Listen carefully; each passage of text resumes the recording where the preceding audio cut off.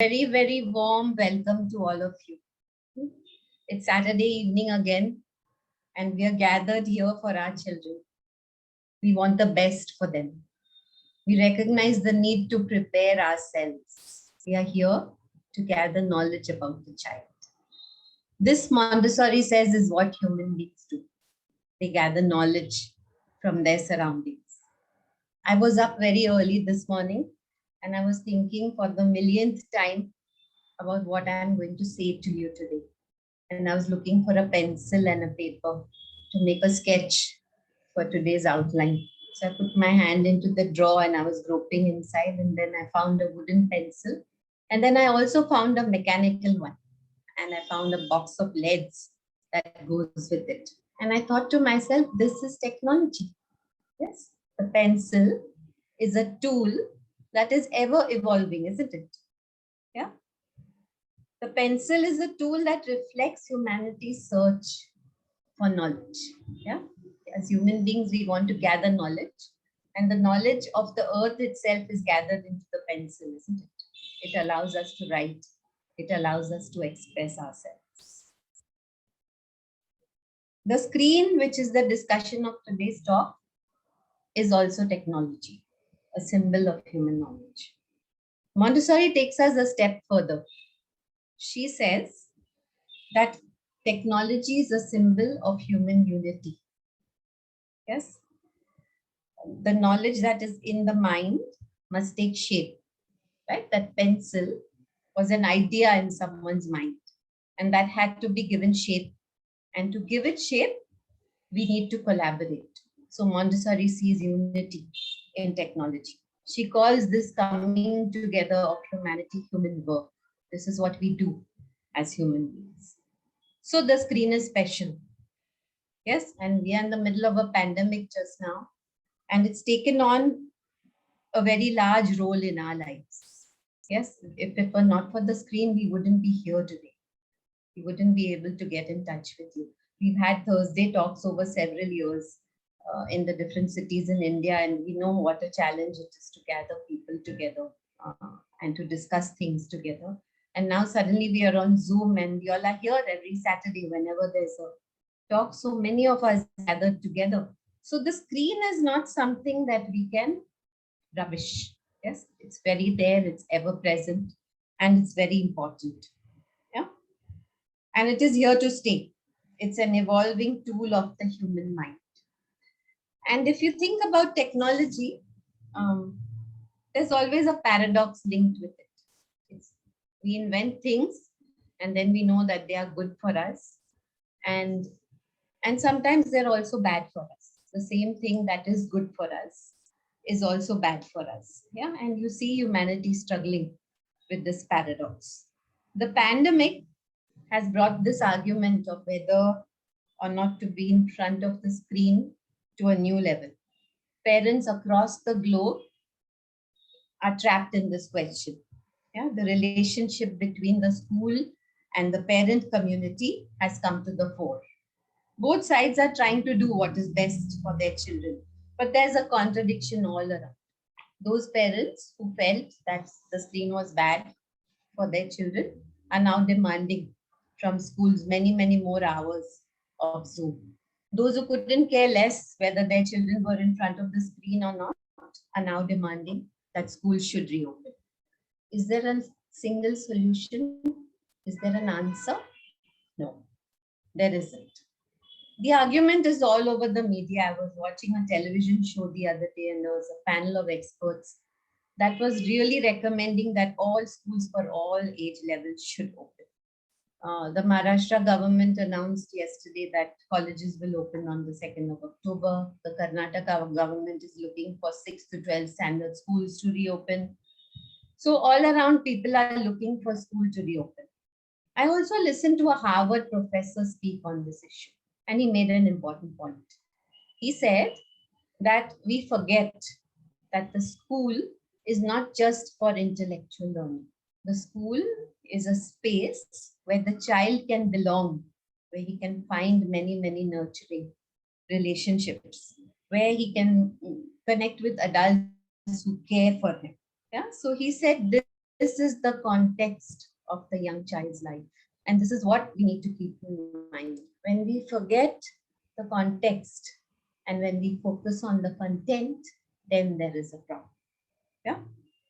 So, and Montessori speaks about this. When you read her books, she speaks a lot about this, and she says those very inventions that helped us conquer the world, we have become slaves to those today. Yeah. So when we demand more Zoom sessions from the school, when we think that the pink tower and the red rod is the end all of a Montessori school, then we have let the machine crush the mind. So we need to think beyond what we want our children to learn. We need to think about the context of the child's life. So what is the context of this young child's life?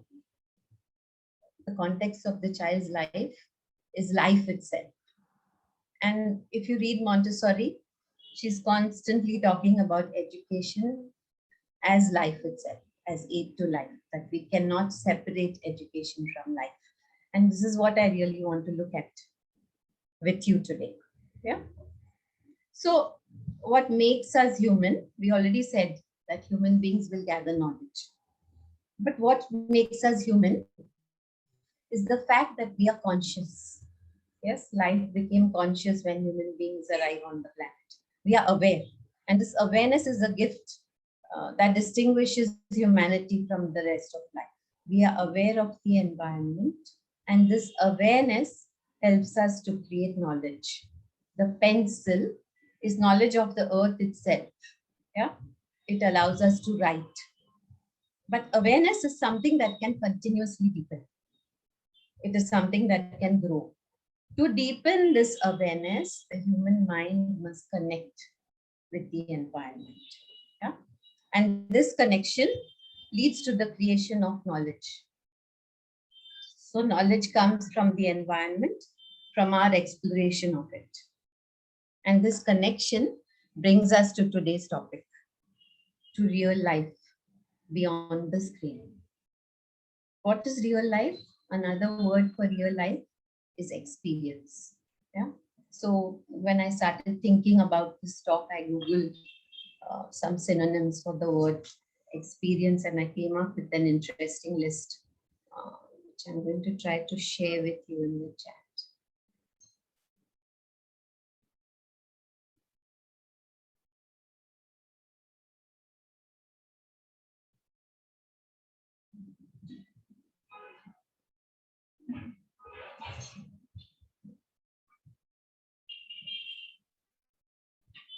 Just give me a moment, sorry.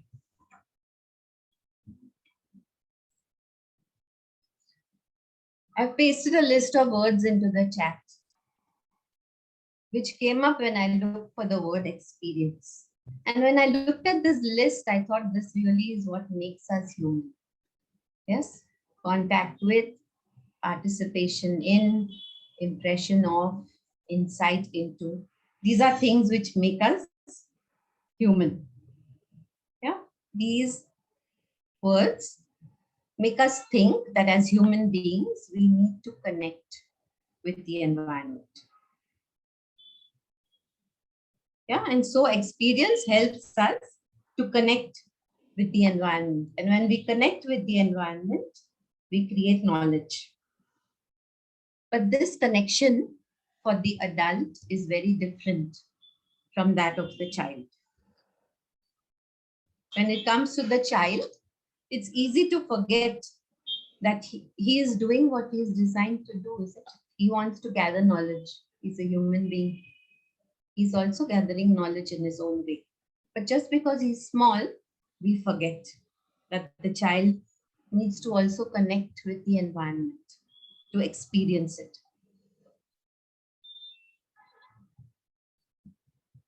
I'm going to tell you a small story. Right behind my house, very close by, it takes me 5 minutes to get there, is a little park. It's small and it's unassuming, but it's on the shore of the Arabian Sea, and it's got coconut trees all around it. Yeah.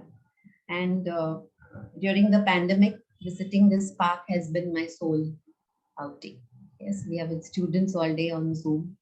And then as soon as class is over, I just get into the park and go for a walk every day. It's my moment of freedom. Never have I felt so much gratitude for the people who conceived of that park and for those who maintain it. Yeah, I actually say hello to the gardener when I enter. There's gratitude that he's there every day caring for it. So for many months, I went regularly for walks. And it didn't strike me that there were no children coming to the park anymore. But the other day, as I walked in, I saw three adults and two little boys, must have been 3.5 years old, entering the garden ahead of me. They were both dressed in blue t-shirts and their hands were being held, and one was allowing his hand to be held and the other one was pulling ahead like he wanted to run into the park. And was he allowed to? We all know the answer. So I went ahead with my walk. Yeah, and then as I was walking, I came across these kids again, crouching in the sand, making trails with their little fingers in the wet sand. And the adults were standing around, three adults standing around, watching, keeping an eye on them, disinterested. They're both very handsome, crew cuts. You know, these days children get those curls on the side, little curls on the side, bright squirrel eyes, handsome little boys. So I stopped to make conversation. I was chatting with the mother. And one of them stood up and wiped his hand on his t-shirt. He was interested in the conversation. So I said, I'm Suneeta, what's your name? He said, I am UV. By now, the other little one had also stood up. He was also interested in the conversation. So I asked, what's your name? So he said, Yuvansh. And yes, they were twins, as the mother had confirmed earlier. So I said, do you live close by? And that came the answer. I live at Pedder Road, which is a 5-minute drive from the park. So I said, oh, my house is just here. You can see it behind the trees. And UV looked in the direction that I was pointing and said, show me, where's your house? Is it this building? He pointed to the building and said, this one? So I said, no, you have to walk around the corner with me. And if you come around the corner behind those trees, you will be able to see my house. The mother was amazed. She said, I didn't know they can speak so well. So I said, yeah, we don't know our children. Then she said, I hope they speak as well at the interview. Yeah. So this incident stayed with me. It's small, it's insignificant, but is it? The magic of connecting with a new mind, of observing it, becoming aware of me as a person, of watching the awareness of the trees blocking his view, of the mind making an estimation to see how much do I have to bend to get a view of the building. Yes, it's mysterious. The human intelligence is powerful. It's quick. Yes, but do we recognize this in our children? Do we recognize this growing awareness? Yes, this awareness which makes us human is not yet available to the child. It's still growing. And for it to grow and for him to gather knowledge, the child needs contact with the environment. Yeah? Every time a 10-month-old picks up a piece of banana and puts it in his mouth, he is creating knowledge. He's becoming aware of the banana, of its soft squishiness, of how easily it slips out of his fingers, of his own hand that is holding the banana, of the fingers which have become dirty, of his hunger which is being satisfied. Breakfast every day begins with banana. Gradually, the mind becomes aware and the hand skillful, and the child becomes more human-like. The sensorial input that flows in while handling the banana, its texture, its smell, its taste, allows a deep connection. The child connects with his environment and he is happy. He begins to trust the environment. Yes, he can satisfy his hunger. The child will now look at other food and want to explore it. Here is life which is developing, which is growing, which is growing in awareness. A life that needs to connect. A life that is building attitudes that will stay within it. Yes, the mind uses these experiences to form itself. So what the child needs is a real environment and real experience. This new human mind needs to become fully human. And to do so, it needs a social environment.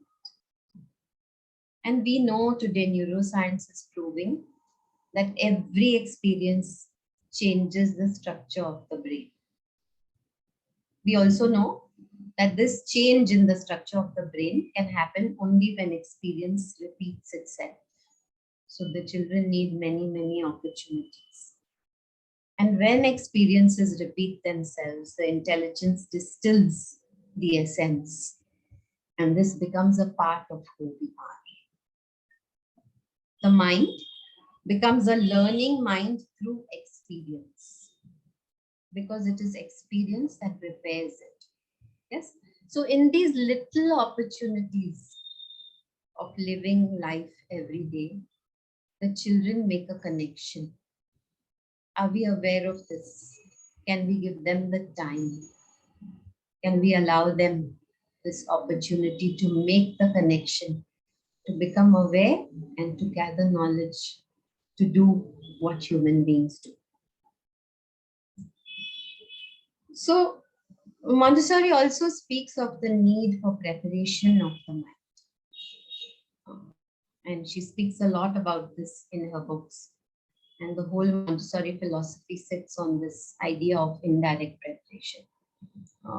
Experiences which are not connected prepare for later experiences. So when the child's mind is prepared, when it has had opportunity to repeat experiences, it becomes a learning mind. You know, many times you say something and you feel that the person heard it, but it wasn't really understood. Yeah? People say that we see with the eyes of the mind. Yeah? So the preparation to be able to perceive something is very important, and the children need this. I have a very distinct memory of my nephew. My nephew is 16 years old now. He's precocious and adolescent and full of empathy, looking to change the world. But when he was all of 8 months old, we were at a cousin's place and she had a pet dog. I never grew up with pets, so I never had that connection with animals. But her pet dog was on the floor, and this baby, 8-month-old baby, was crawling around. And you know how children are, they just settle in. Then after crawling, they are tired and then they sit on their bottom. And when he sat down, he was leaning against the body of the frog, of the dog. And this dog, it was a hot summer's day, so the dog's mouth was open and his tongue was hanging out. And this little one's elbow was resting right inside the mouth of the dog. Yeah, it looks dangerous and it sounds horrible, but this baby had no discrimination, no sense of revulsion. Yes, he was comfortable.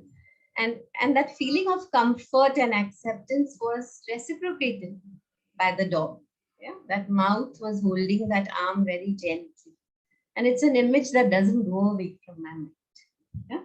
So this is preparation for the child to experience another form of life. Yes, those of us who didn't grow up with pets had exposure to other life forms. At least those of you who are my age, and there are very few over here who are my age, but I used to live in Bangalore, and dad used to bring a sack full of rice, which we used to then divide amongst ourselves. I grew up amongst 30 people. 30 of us lived together in the same house. So the rice would then get divided, and I remember enjoying those moments of sharing the rice out, helping my mother measure the rice out and share it. And then when we cleaned up, there was a bougainvillea hedge outside my house. We were up on the first floor, and the little sparrows would come into the living room searching for ice creams. Yeah. There was also a little scrawny cat that would come to the gate, and my grandmother was very particular that we should be charitable to it, and a bowl of milk would go down to her. And I would usually be the person taking the milk down to the cat. Yeah, we also had crows coming very frequently. We would put a pot of water outside in the summer, especially when it was summer. And the crow would come, and I have memory of the crow with a dead lizard in his mouth, washing it in the water. Yeah, so those of us who've grown up like this with a lot of time on our hands have had also experience of animal life. And so the mind is prepared through these experiences of being with life forms which are not human. Yes, these experiences were available to us not because the adults around us understood that this is what we needed, but simply because we had time. There were no gadgets. There were no classes that we went to. There was lots of time to stop and stare. Yeah? So we had this connection with animals. And so now, when you sit in front of a screen and you're watching National Geographic, David Attenborough is our favorite, right? Netflix has a fabulous series just now from David Attenborough. So the connection that you make with what you're watching on the screen, if you have had this preparation, is very different from that of a child who has never experienced any animal life, or who has just been to the zoo and has seen some animals around. So we need to think about the content on the screen. We need to think about what it is that we want our children to experience, and we need to think, do they have the preparation to be able to watch what we are putting them in front of? Can the mind respond to it? Is it a prepared mind?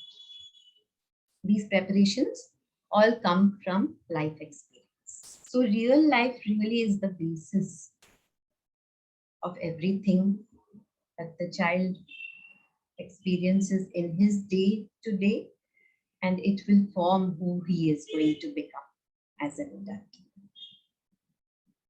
Another very important idea which I want to share with you is that the human brain is the most adaptable thing on the planet. Yeah?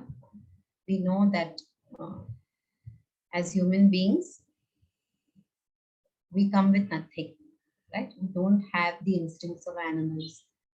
We don't have fur and claws and tools to help us explore the environment, to make a connection with it.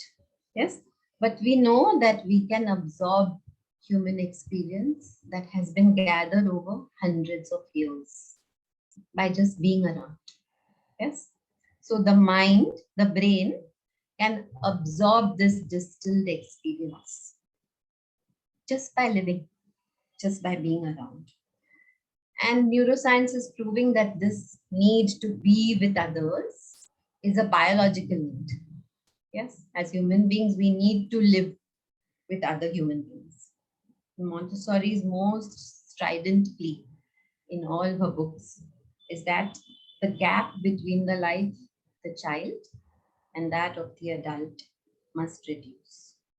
Yeah. So when I'm talking about experience, when I'm talking about real life, I'm not saying that we need to curate experiences for the children. You know, don't need to set up activities, and it doesn't need to be staged.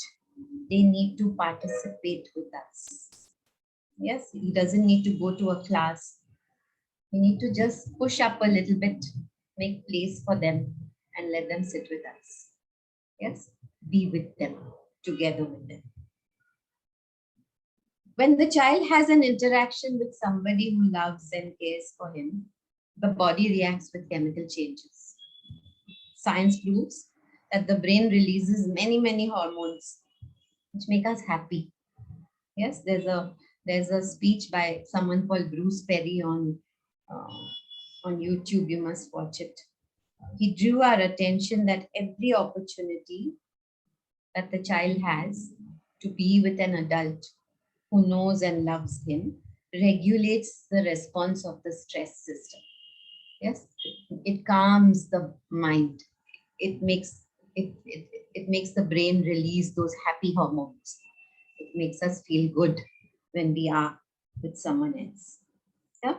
So, and he says in that speech, he makes the point. He says, if we have had enough of this, then you don't go searching for other rewards. You know, habits like smoking, drinking. These are from people who have not had this experience of love and care, of being together with others who care for them. Yeah. So just by being with someone who loves you, it calms the mind. It regulates your response. It gives you control over yourself. So what experience can we give our children? The magic is that life itself offers so many opportunities. We need not go out of our way to do anything. Yeah. We need to let the children into our lives when we lay the table for a meal, when we sort our groceries into the refrigerator, when you clean your drawer. In our everyday mundane lives is hidden the opportunity for initiative, for reasoning, for correction, for focus, for the power to finish a task. As a parent, we have these goals for our children, but only when they become adolescents, isn't it? We don't think of these goals for young children. Yes? And you think for the young child that he will have initiative, reasoning, correction, focus, power to finish a task? Well, Montessori says if that young toddler has had the opportunity to participate with you in the real life activities that you're involved in, he will develop all these attitudes. Yeah. In washing the car lies hidden the key to become human. The mind must guide the hand to do a perfect job. The feedback is immediate. A stubborn stain will not come off easily. It will require much effort. The dripping soap will make a puddle so large that the wet mud will send strong sensations through the feet. The sun will make the sweat roll down the cheeks. The self is fully engaged with the adult who is next to him washing the car, with the objects he is using to clean, with the soil, the sun, and the beauty of the day. And this engagement makes us human. It makes the mind humane. It draws the child to correct error. Every application of soap becomes more and more efficient. The sponge is squeezed just enough. The lather is becoming thick and effective. The pressure on the surface more strong. And soon the car will be spotlessly clean. The satisfaction of a job completed. The satisfaction of contribution. The satisfaction of work done together. The pulling of the will in not abandoning something midway. The conversation with the adult. The attention to the day. Response is the key. At every step, the mind is drawn to a response. And this is what makes us human. Remember, we were talking about connecting with the environment to gather knowledge. In these simple everyday lives, the mind becomes human. Yeah. The ability of the mind to guide the hand is a gift that human beings have. Yes, only we have it. The human being is not trapped in any kind of relationship with its environment.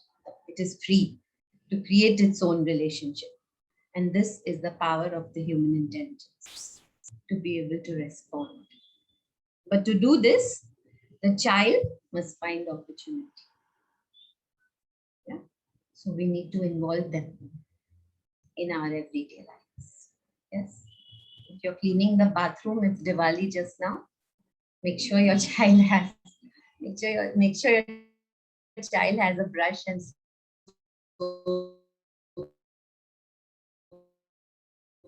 a small enough bucket. Cleaning opportunity just now. It's only a couple of months to Diwali. Yeah. We must also remember to draw our children into our relationships with other loved ones. Yeah. Experience is not only about doing things.